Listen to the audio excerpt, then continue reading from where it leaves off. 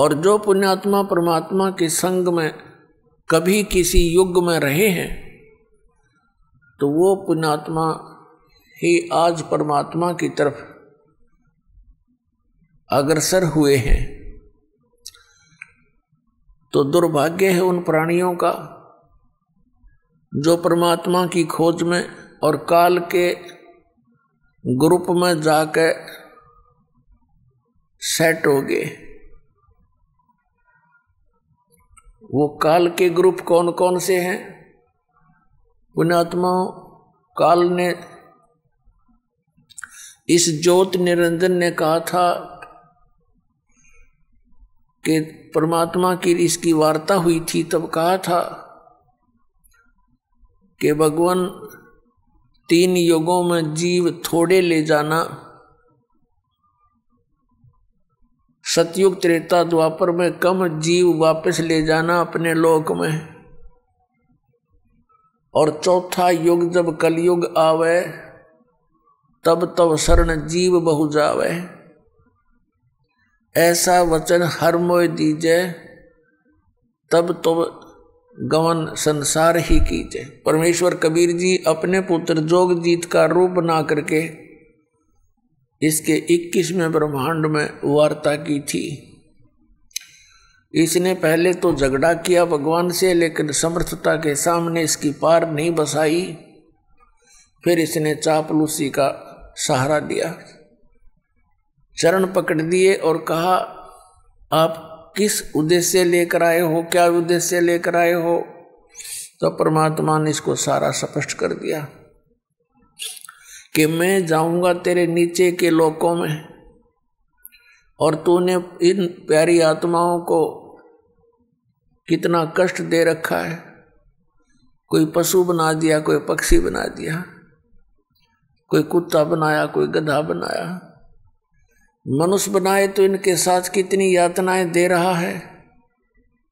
मैं इन प्राणियों को जाकर बताऊंगा कि तुम जिस लोक में रह रहे हो ये काल का लोक है, तुम सतलोक के रहने वाले हो, और सतलोक में जाने की जो विधि, जो मंत्र है वो मेरे पास है, वो इनको दे दूंगा, फिर ये सतलोक आएंगे।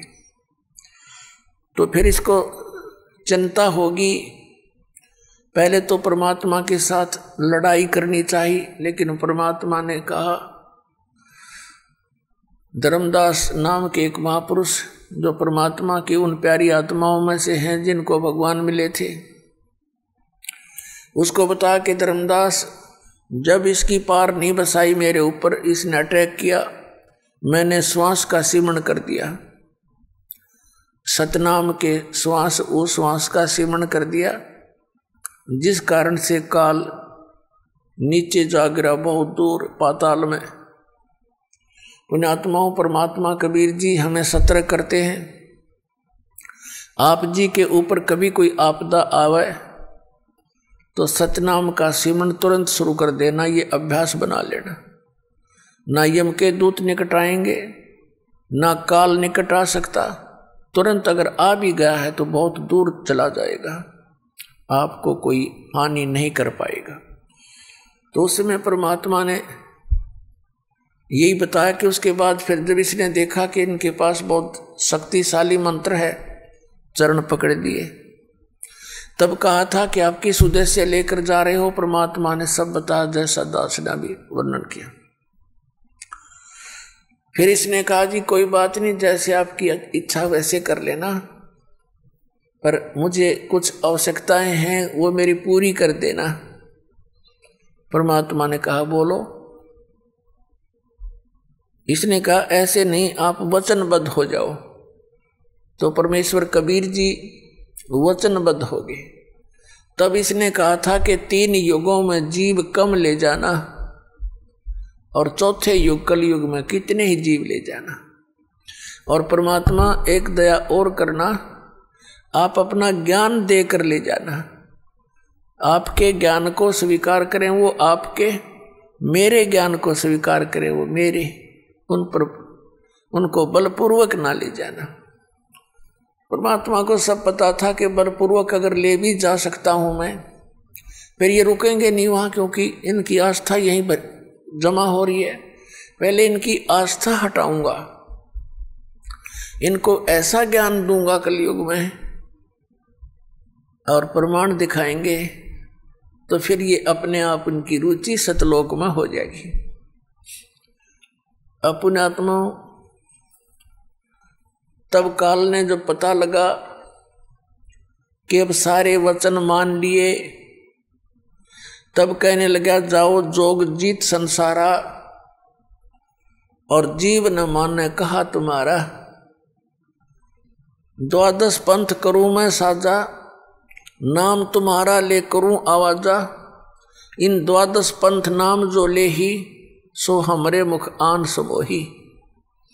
और अनेक पंथ चलाऊं, या विद जीवों को बरमाऊं। देवल मंदिर को कहते हैं, देवल तीर्थ और देव पूजाऊं, और तीर्थ व्रत और नकली जप तप मन लाऊं। इनमें उलझा दूंगा, और जाओ जोग जीत संसारा, फिर जीव न माने कहा तुम्हारा। जीव तुम्हारा कहा न माने, हमारी ओर हो बाद बखाने। हमारे वकील बन जाएंगे वो काल के, जो तेरे बच्चे उनको इतना मिसगाइड करवा दूंगा अपने दूत भेज कर 12 नकली पंथ, और उसके बाद और पंथ अनेक चलाऊंगा, इस विद जीवों को भरमाऊं। तब परमात्मा ने कहा ठीक है, तू अपने सारे काम कर लिए, जितने दाव तू लगावेगा काल। परमात्मा ने कहा था जब कलयुग 5505 वर्ष बीत जाएगा, तब मैं अपना अंश भेजूंगा। पहले तो परमात्मा ने कहा था मैं स्वयं आऊंगा, उनकी मौज है वो आप आवें या अपना प्रतिनिधि भेज दें, एक का बात होती है। तो पुण्यात्मा, इस काल ने कबीर पंथ के अंदर भी अनेकों नकली पंथ चलवा दिए, और किसी के पास नाम नहीं, किसी के पास वो परमात्मा वाला विधान और ज्ञान नहीं। अब एक जैसे ये 12 पंथों के विषय में तो आपको बहुत बार दिखाया है,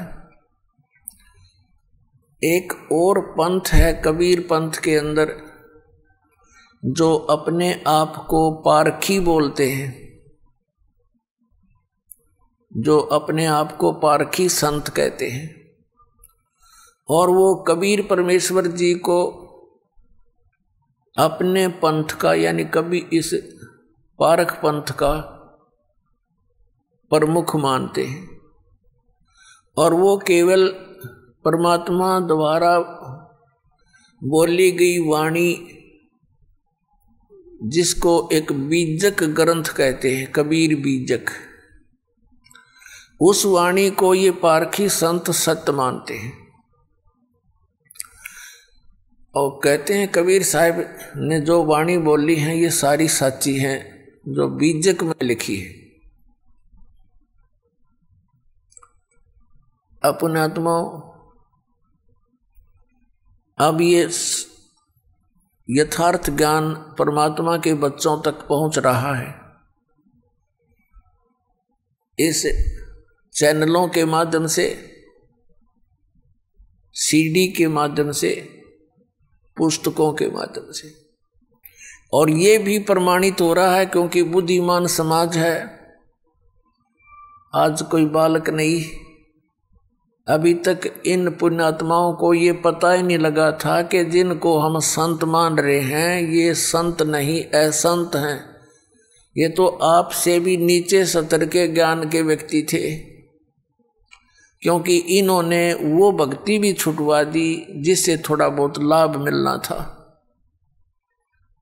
जैसे घर घर में जोत जगाई जाती थी जो हवन यज्ञ का काम करती थी, इन राधा स्वामी पंथ, धन धन सतगुरु पंथ वाला ने, जय गुरुदेव पंथ वाला ने वो भी बंद करवा दी। और क्या कहते हैं, हम तो अंदर ज्योति देखेंगे, अंदर देखेंगे, अंदर की ज्योत जलाएंगे।